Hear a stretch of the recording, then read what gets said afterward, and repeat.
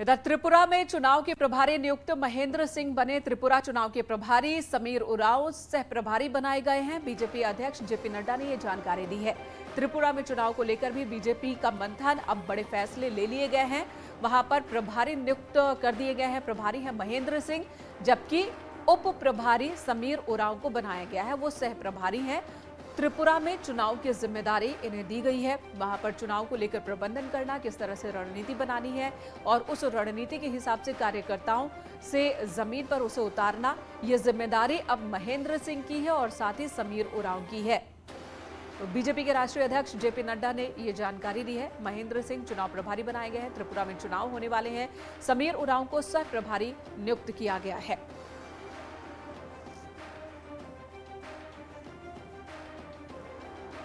हिमाचल और त्रिपुरा को लेकर बीजेपी की तैयारियां साफ साफ दिख रही है। गुजरात में बीजेपी ने पूरी ताकत लगा दी है, क्योंकि यहां फिर से एक बार बीजेपी सत्ता में ही बने रहना चाहती है, इसलिए पूरी ताकत लगाई गई है। इधर झांसी से बड़ी खबर, सड़क हादसे में 6 लोगों की मौत हो गई। 3 अलग अलग जगहों पर हादसा हुआ है। 5 लोग गंभीर रूप से जख्मी हुए हैं। कानपुर झांसी नेशनल हाईवे पर हादसे हुए हैं। तो 1-2 नहीं बल्कि 3 अलग अलग जगहों पर हादसे हुए नेशनल हाईवे पर, और इन सड़क हादसों में 6 लोगों की मौत हो गई है। 5 लोग गंभीर रूप से जख्मी हुए हैं।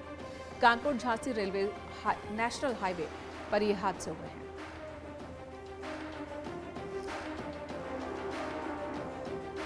तो आज का दिन बेहद दर्दनाक।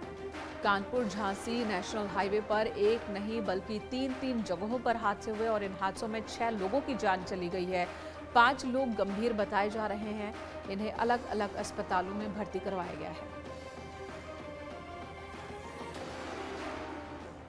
नोएडा से इस वक्त की बड़ी खबर, नोएडा सेक्टर 79 में प्रदर्शन हुआ है। हिलस्टोन ऑर्बिटेक सोसाइटी में प्रदर्शन हुआ है। बुनियादी सुविधाओं को लेकर नाराजगी लंबे वक्त से यहाँ के लोग जता रहे थे और आज इन लोगों ने प्रदर्शन किया। मौके पर पुलिस फोर्स की तैनाती की गई है। हिलस्टोन बिल्डर के खिलाफ ये नाराजगी है लोगों की।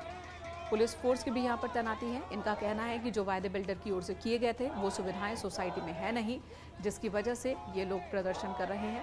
बुनियादी सुविधाओं को लेकर लंबे वक्त से इन्होंने अपनी परेशानियां बिल्डर्स के सामने रखी थी, लेकिन बिल्डर की ओर से कोई एक्शन नहीं लिया गया, जिसके बाद आज ये सड़क पर उतरे हैं। इनका कहना है ना बिजली है ना पानी है। सोसाइटी की ओर से जो मूलभूत सुविधाओं के वायदे किए गए थे वो भी पूरे नहीं किए गए हैं। ना आईजीएल कनेक्शन है, जिसकी वजह से इन्हें दिक्कत हो रही है। और ये तमाम वो सुविधाएं हैं जिनके नाम पर पैसे तो लिए जाते हैं, लेकिन ये सुविधाएं इन्हें मुहैया नहीं कराई जा रही है।